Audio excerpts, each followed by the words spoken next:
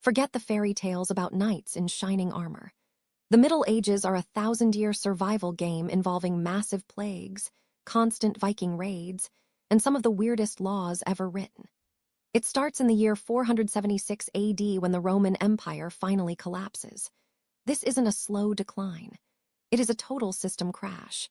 Imagine if the internet, the government, and every grocery store in the country vanished overnight.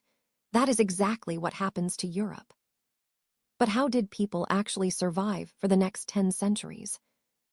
Welcome to History Bites, where we take the wildest, weirdest, most jaw-dropping moments in history and explain them fast. If you love the kind of history that sounds impossible but actually happened, subscribe. Imagine living in a world where nobody has a map of the world and your entire life happens within 5 miles of where you were born. This is Europe after Rome falls. It is 1,500 years before you were born. The superpower of the world just vanished, leaving a giant power vacuum. Here's the part nobody puts in textbooks. Everyone is terrified because the lights just went out on civilization. Roads fall apart. Bandits take over the forests. People stop using money and start trading chickens for shoes. There is a secret reason why this dark age wasn't actually as dark as people say, but we'll get to that. The first few centuries are pure chaos. It is like a massive school cafeteria where the teachers leave and the biggest kids start fighting for the pizza. Small kingdoms pop up everywhere. Then the Vikings arrive. These aren't just guys in boats. They are the ultimate raiders, hitting monasteries and villages with zero warning. And here's a curious fact. Vikings didn't actually have horns on their helmets. That was a myth made up by 19th century opera costume designers to make them look more intimidating. In reality, a horned helmet would be a nightmare in a real fight, because a sword could easily snag on a horn and rip your head back. By the year 800 AD, a leader named Charlemagne tries to put the pieces back together. He becomes the first Holy Roman Emperor. He wants everyone to learn to read, but even he struggles to write his own name. He keeps a wax tablet under his pillow to practice his letters at night. Stop and think about that for a second.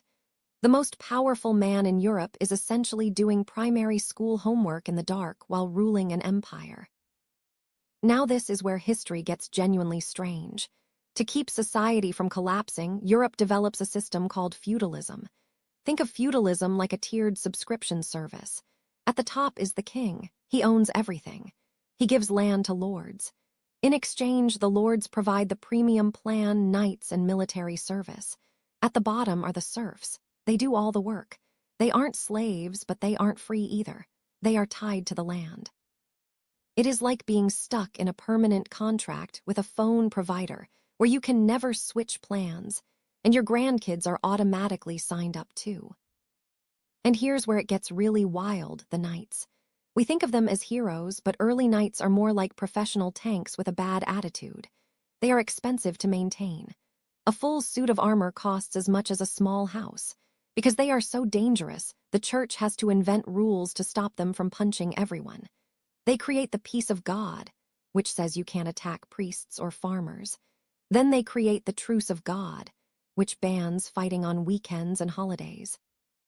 Eventually, there are so many no-fighting days that knights only have about 80 days a year where they are legally allowed to go to war. By the year 1096 AD, the focus shifts away from Europe. The Crusades begin.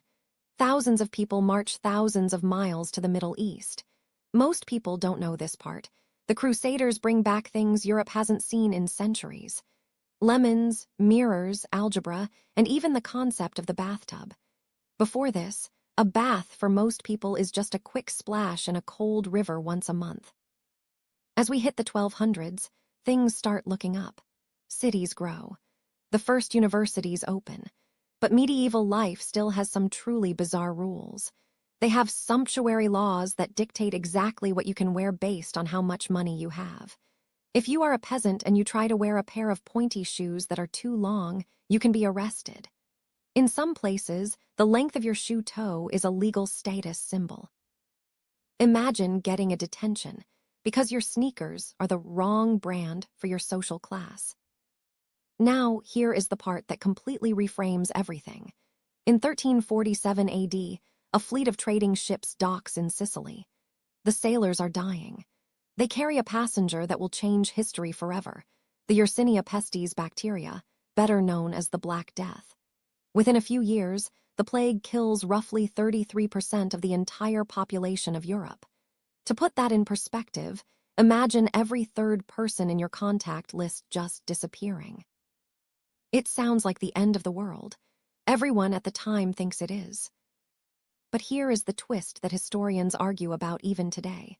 The plague actually saves Europe. Because so many people die, there is a massive labor shortage. Suddenly, the surviving peasants realize they have power. They tell the lords, "If you want me to farm your wheat, you have to pay me real money and let me move to the city." This destroys the feudal system. It creates a middle class. For the first time in 1,000 years, a regular person can actually change their life story.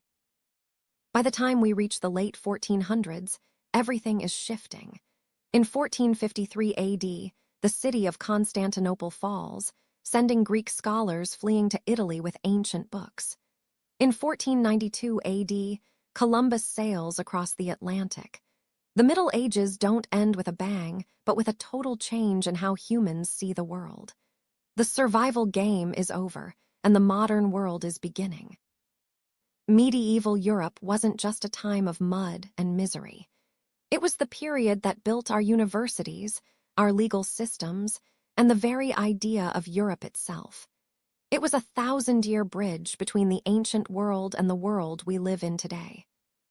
History is full of moments that sound impossible, but every single one of them actually happened. That's what makes it better than fiction.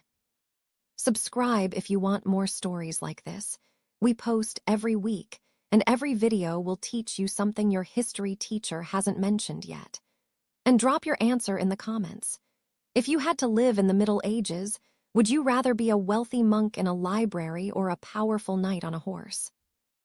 The Middle Ages prove that even when the world seems to fall apart, humans always find a way to rebuild.